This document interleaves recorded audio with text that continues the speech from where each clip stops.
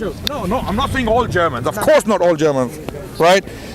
Some Germans, and the majority, they were in the majority because Hitler won. Hitler won the elections. Hitler was chosen. Initially he did, yes, that's true. Okay, wait. Hitler, an evil man who came, this is how it works. Donald Trump. It rings a bell, right? It rings a bell. It's not very far. Okay. Well, we don't know what's going to happen in the future. We don't know what's going to happen in the future. When Hitler came to power in 1933, he looked like the guy who's going to lift Germany out of oblivion it was sent into by the First World War. Trump will not ban his political views. Okay. He will not be able to circumvent. Well, no. You can. Trust me. You won't do a good job defending Trump. You won't. You will stand here and condemn him in a minute if I start to give details what he has said and what he means by what he has said. Leave Trump aside. Currently, there's no comparison between Hitler and Trump. I agree. Currently, right. Potentially, what happens in the future, we don't know. Right. Okay. So Hitler was chosen or elected by the German people by a landslide victory, right? He had convinced the masses in Germany that this is what I think of the Jewish people. No, it wasn't. He wasn't appealing to their anti-Semitism. He appealed to their patriotism. Whatever. The Jewish whatever it was. He was elected in 1933. Okay. The Jews were started to be killed in 1940. Whatever it was. I don't care about the details. They didn't elect him because he was anti-Semitic. So socially, when things are agreed upon, sometimes doesn't necessarily mean those things are right. Okay, just because there is a social consensus in a society on something. Alcohol, for example. Wait. Let's talk about a more homely example. Alcohol. Here in this society where we live now, alcohol is normal.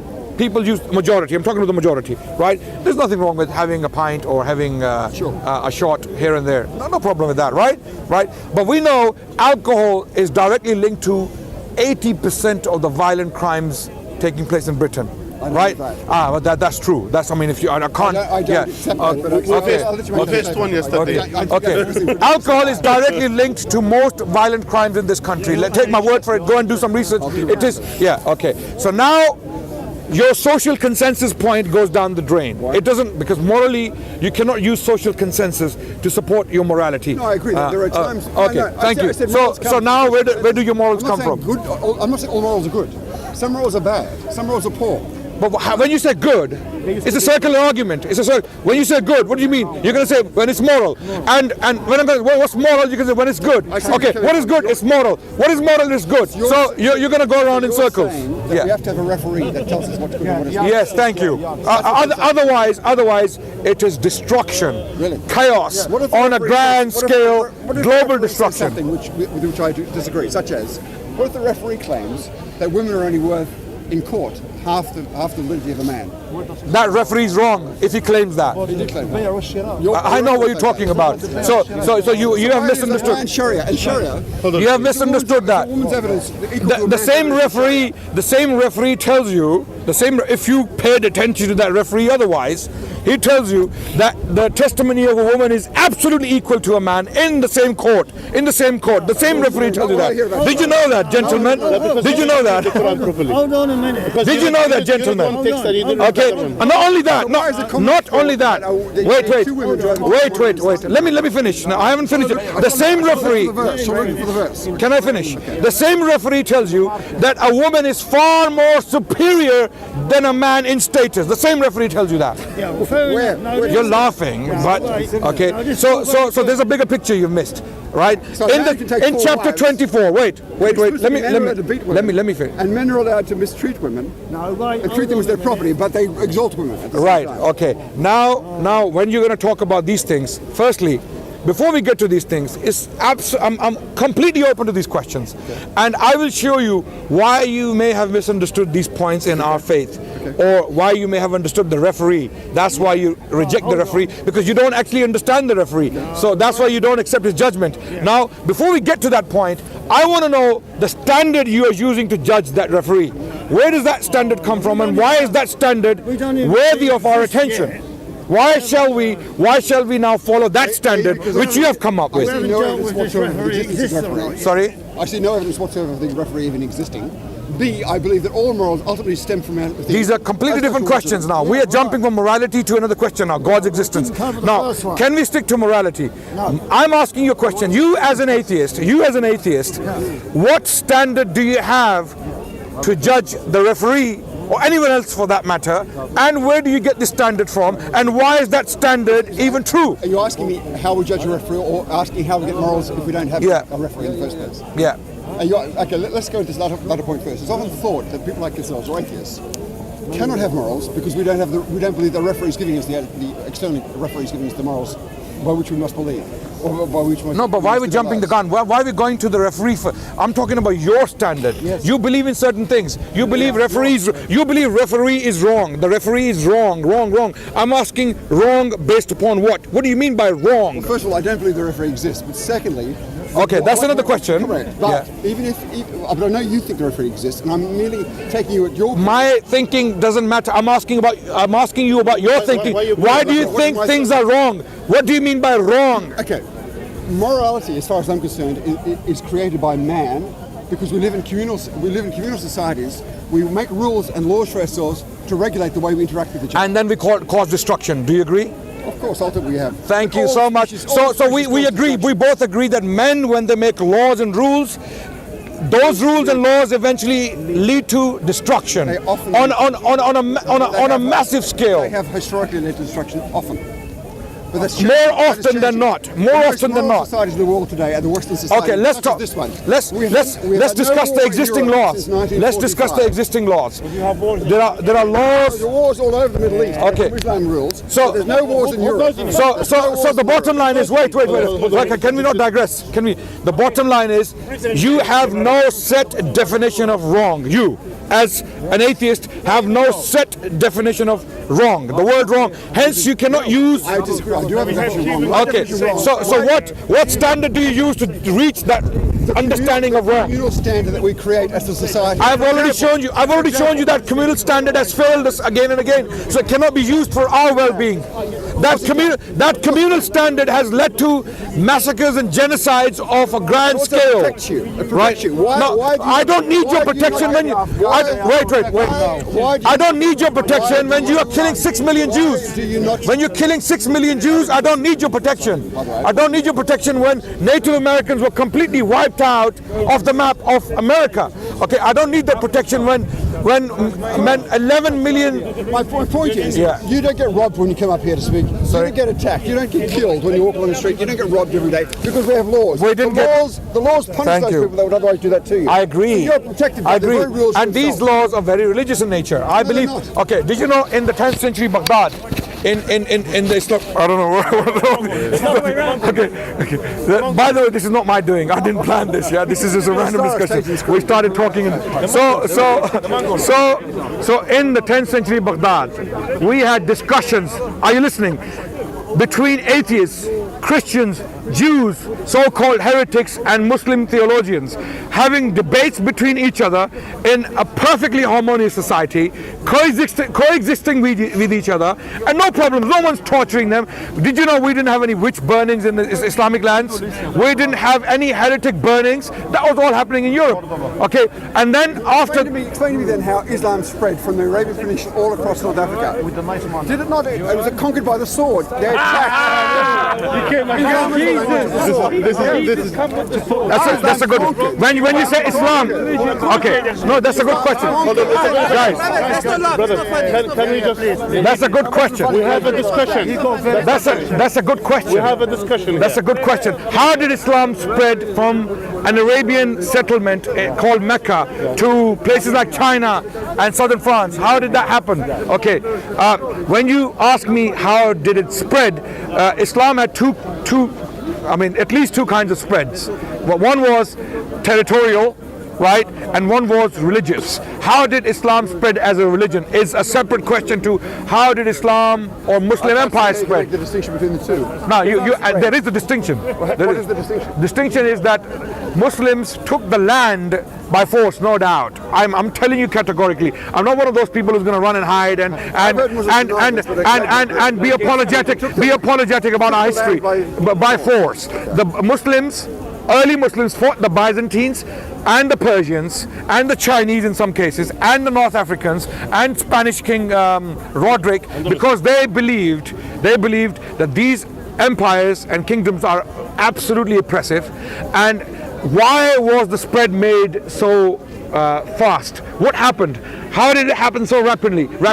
Some historians. Let me finish. No. The Arabs didn't have any nuclear weapons or tanks or Scud missiles or drone. Okay. So the Arabs. Wait. No, they were not. Have you? I mean, again, this is an area where I have thoroughly studied the spread of Islam, the early Islamic expansion or the early Islamic conquest. There are people like Carol Hillenbrand who has written on this extensively. She stated that the Arabs had no special weapons to conquer the Byzantines and the Persians simultaneously, the largest standing armies on the planet. The Arabs had no special weapons. One of the reasons historians forward for this rapid expansion of the Arabian Empire is that these empires were very oppressive, and the masses, the people on the land, the peasants, supported the expansion. They came out to help the Arabs. They welcomed them as liberators. This happened in Syria, this happened in Egypt, this happened in Persia, this happened in North Africa, this happened in Spain. When Tariq bin Ziyad landed on Spanish territory, the Jewish people came forward to welcome them as liberators. So this is how the expansion was facilitated. This is the Jews have changed their opinion in Islam since when? Wait. That's a very good question. Since when? Since the conquest of Spain. You said they. No, sir.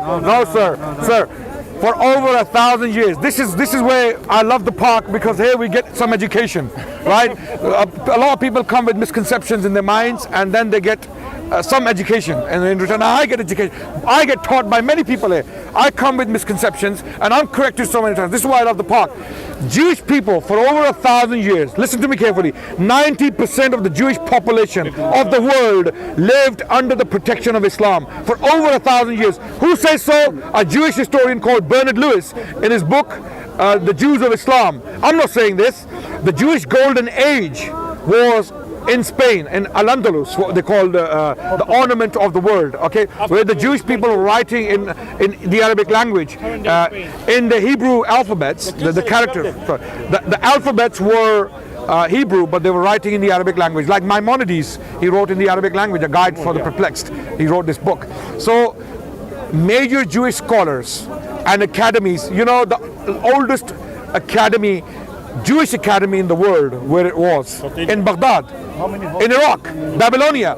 The Jews existed in Iraq for as late as 1940s. After the creation of Israel, the relationship went sour. Things went sour. People, Muslims, because of Palestine, they started to have, and then the Jewish people, some Zionists hijacked the Jewish religion for their cause. So these are political issues. Historically, anti-Semitism was only a modern phenomenon. It didn't exist. Anti-Semitism is a European phenomenon. It's a Western phenomenon. No, it's not an Islamic phenomenon. I'm sorry. This is what we. Anti-Semitism is a European.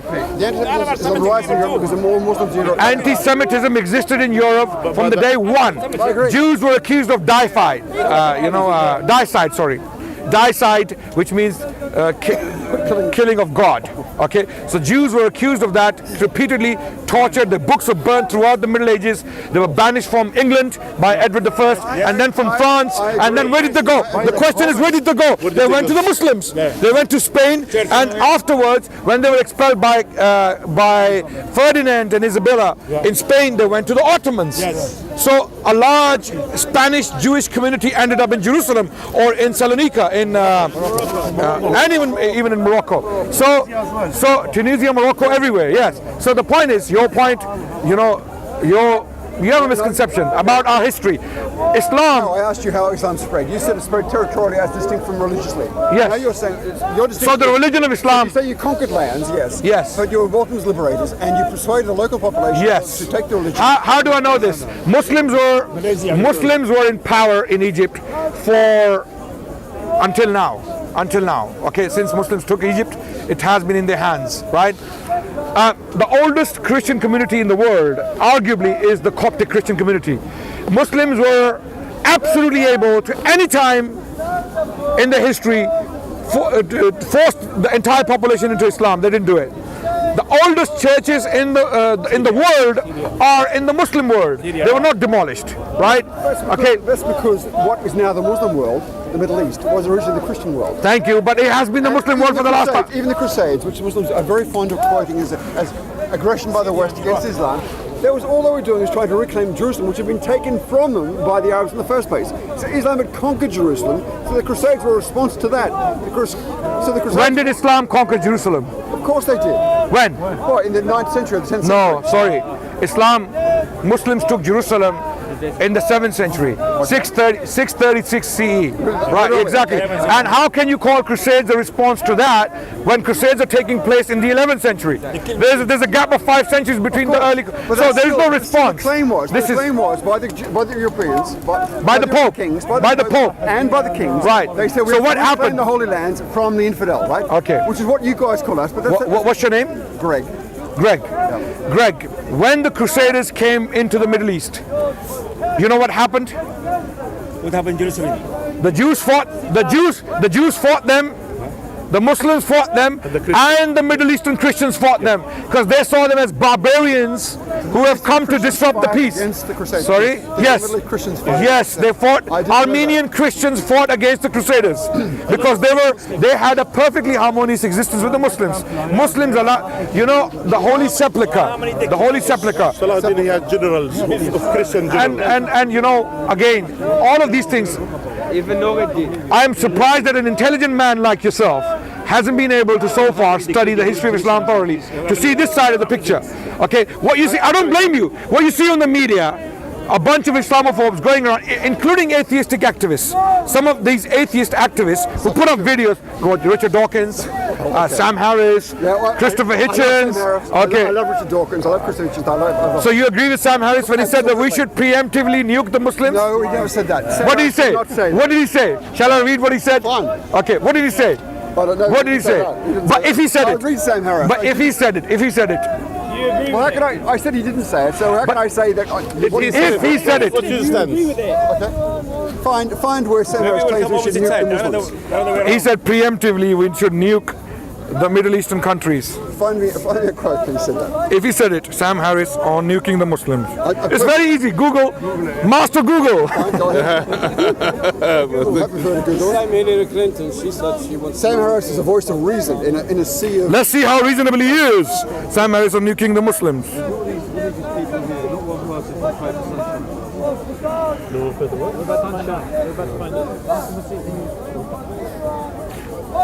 We should profile Muslims or anyone who looks like he or she could conceivably be a Muslim. Okay, wait, son. Well, it doesn't spend it. Wait. Wait. It's there. Sam Harris, the new atheist and anti-Muslim animus, Glenn Greenwood. What did he say about nuking the Muslims? He didn't say anything about nuking Muslims. If Sam Harris is a very reasonable guy. I'll show you the quote, and if you read the quote, and if he said anything like it, will you condemn it on camera? Yes, as an atheist. If he said anything like that, he would condemn it. Okay, Absolutely. that's very reasonable. I read his books. I've got all these books. Sam Harris, I watch him on YouTube. Okay, have you come across any statement like that? No. Nothing Not like from it. Sam Harris, no. Not Sam. Okay. The quote. 1 second. Anyway, we can move on because I don't. No, we're not moving on. There's a video. Yeah, wait. No, but wait. There's this video. I want the specific quote. Henry, what? What's his name, your brother? What's his name? Yeah, I did, yeah. Sam Harris. He's a neuroscientist that writes about religion. He wrote God is. He wrote. Kill us all, is he? He wrote The End of Faith. You want to kill us all? He doesn't want to kill. I just said he doesn't want to kill you all. You're not listening. But he finds a lot of faults in Islam, as do I. He finds a lot of faults in religion generally, as do I. Hillary Clinton said the same thing, yeah. She didn't say kill the Muslims. She didn't say bomb. Muslim, isn't it? Look, it's very easy for you guys to come up here and make these wild statements. I want to see evidence. It's an evidence-based approach. Give me the video. I'm listening to it. Sam Harris didn't say anything like that. Hillary Clinton didn't say anything. He was asked about this on that very video he's talking about, and he responded to it. That I didn't mean that. He said something. If I wrote something like that in one of my books, you know where I would go? Any idea? Any idea? No, Guantanamo. They would have to open a new